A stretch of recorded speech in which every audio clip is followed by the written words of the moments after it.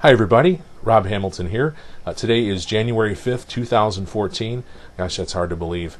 What I wanted to do this morning is introduce a couple of ideas that maybe we can talk about over the next week or two. Those ideas include qualification, needs assessment, and trial closing. These are items I believe that, if focused upon, can increase our sales and closing abilities and our effectiveness immediately. But what I would like everybody to do is just read through it and comment to one another, talk about it. Same ideas we had before when this whole thing was introduced. In fact, kind of an interesting note, someone came to me the other day and said, someone else had said, that we start a lot of things here. And I suppose that's to insinuate that we don't finish a lot. True dat. That's a human condition. Human beings don't like to continue things that they start generally. They are poor finishers. And most human beings, myself included, tend to be motivated for tomorrow. But that's going to change, hopefully, and hopefully we can work on it together to do things today, to do things now, to be productive now, and it's extremely important. So what we're going to do is continue again to introduce new ideas. I would invite people to go ahead and write in or suggest things, write an article, send it to me, and we'll continue that. Also, there'll be additional videos, perhaps some audio, which is good for you folks, considering as I age and put on more weight, I'm more suited for audio. So that's a great thing for everybody. But again, as we move on, hopefully we can grow and learn together, and that's the whole idea. But let's talk about qualification initially, and we'll introduce this whole thing. It is not the greeter's job, as you'll see when you read, to qualify these people. They're there to just make them feel comfortable, get them with a sales consultant, hopefully the right one. Now, if it's in the CRM system and they do look them up and it's a simple matter, or they ask for somebody, that's a whole different story. But it's our job as consultants, even if we are paged to the desk and it makes it difficult, but we have to ask qualifying questions. And the most important qualifying question is, have you been here before? Have you purchased a vehicle here? And you can do this almost as an aside, as you're motioning them to the desk to try to get more information from them. You know, by the way, John, have you been here before? Perhaps purchased a vehicle? And these are questions you have to ask each and every time. And if the answer is yes, and they mention a sales consultant, why you turn them over if possible. If they're not there, you work with the guest on their behalf. The second set of questions, which is very important, is, what brings you in today? Were you referred to us by a friend or family member?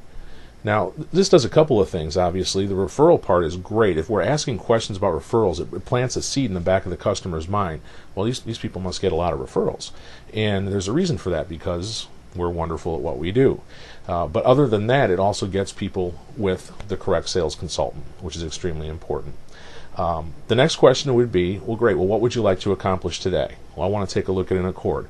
Well, you have a starting point then. And what you can do, again, is begin a needs assessment. And the needs assessment is basically an interview, and it's something I think we need to focus on a little bit more here, because I want to know what vehicle the customer's looking at. Do they have a trade? Do they have a payoff? Do they have budget ideas, total cash or payment? Where do they have the car financed, if it is? Also, what's their time frame?